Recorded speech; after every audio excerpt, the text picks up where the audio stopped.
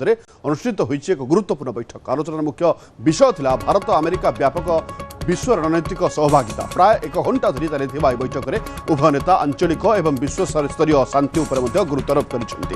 केवल सेतिक नुहे बाणिज्य प्रतिरक्षा और नूतन टेक्नोलोजी क्षेत्र में किपरि दुई देश आगक बढ़िबे से नहीं रोडमैप प्रस्तुत करा जायछि। साक्षात को प्रधानमंत्री मोदी सोशल मीडिया रे पोस्ट करिसेंति। प्रधानमंत्री कहिसेंति जे विश्वर मंगल पाई भारत और अमेरिका मिलित भाव में काम करबा जारी रखिबे। ए गस्त अमेरिका राष्ट्रपति डोनाल्ड ट्रम्प भारत प्रति सकारात्मक आभिमुख्य को स्पष्ट करुच्ची। रुबियों गस्त एवं प्रधानमंत्री सहित आलोचना आगामी दिन में दुई गणतांत्रिक देशर संपर्क को एक नुआ शिखर को नहीं कौन सन्देह ना। उभयों साक्षात समय मार्क रुबियो प्रधानमंत्री मोदी को अमेरिका गस्त करने निमंत्रण करपटे आसंता 26 तारिख में होगा क्वाड बैठक में रुबियो जोगदेवार कार्यक्रम रही।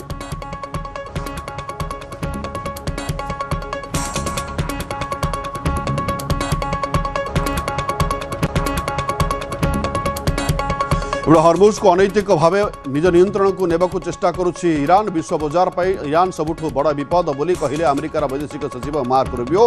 यह सहित हरमुज पॉइंट को नहीं जो स्थिति उपजी से तेहरान को दायी करिसेंति रुबियो। विश्व तैल एवं शक्ति क्षेत्र में जो संकट देखा ईरान ही दायी बोली कहिछि अमेरिका। सेपरि भारत सहित प्रतिरक्षा क्षेत्र में अमेरिका सहयोग करिबो। दुई देश मध्य द्विपाक्षिक संपर्क वृद्धि नहीं कहिसेंति 4 दिनिया भारत गस्ତରେ आसिथिबा Rubio.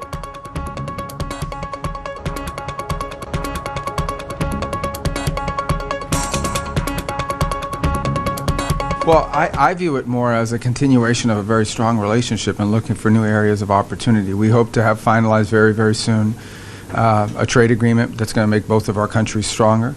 We obviously share a lot of the same security concerns. We're also using India as the forum for our next Quad meeting for foreign ministers. In fact, it was the first meeting I ever did as the Secretary of State was a Quad meeting, and we were due for another one, and so we felt this was the right place to do it. We have a lot of commonality, obviously. There are a lot of investments in the United States by Indian companies. So I view this visit as much as anything else as sort of a continuation and just continuing to build on what we already have as a foundation and the progress that's been made in just the last year and a half in the second Trump administration. Well, the Russian oil purchase issue obviously had nothing, it wasn't about India. It was about a desire to impose a cost on Russia because of the war in Ukraine. And India just happens to be a big purchaser, but it was never aimed at India per se. There's been some new dynamics in place nonetheless since that time. And so I think what you've seen, though, is that in the process of addressing that, we've also seen an opportunity for India to continue to its plan, its already pre-existing plan, to diversify its energy sources. And that includes the United States and potentially some other countries like Venezuela. So we want to continue to be a good partner in that regard. And so I don't think that issue is going to feature very prominently in the future because India was already moving towards diversification. And so, as I said, and hopefully the war in Ukraine will end. I mean, the reason why oil prices are going up, the reason why there's energy shortages in parts of the world is because Iran has decided to illegally, unlawfully, and criminally try to take control of the Straits of Hormuz and threaten to sink commercial ships that do not pay them a toll or comply with their instructions. This is totally violative of anything that's known or allowed in the law. And I think the United States and India both share a very common belief, a strong common belief, that what is happening in the Straits of Hormuz is unacceptable. It cannot happen. It must be reversed immediately. And by the way, if this becomes the new normal, then other countries in this region and around the world, maybe they'll decide that they're going to turn some waterway near their coastline into a toll lane.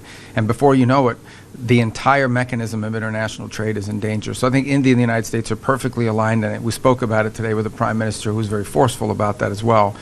Obviously, as far as the negotiations are concerned, it's not easy to negotiate with Iran. It's a fractured system led by radical clerics. But that said, we're going to give it every opportunity. We would prefer a negotiated and peaceful end, not just of the situation in the Straits of Hormuz, but more important, just as importantly, the nuclear threat from Iran. We would prefer that be addressed through negotiation, and we're going to continue. And we're doing, even as I speak to you now, there are people involved in those conversations in the hopes of furthering that.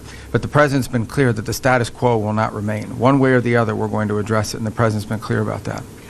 The reason why oil prices are going up, the reason why there's energy shortages in parts of the world is because Iran has decided to illegally, unlawfully, and criminally try to take control.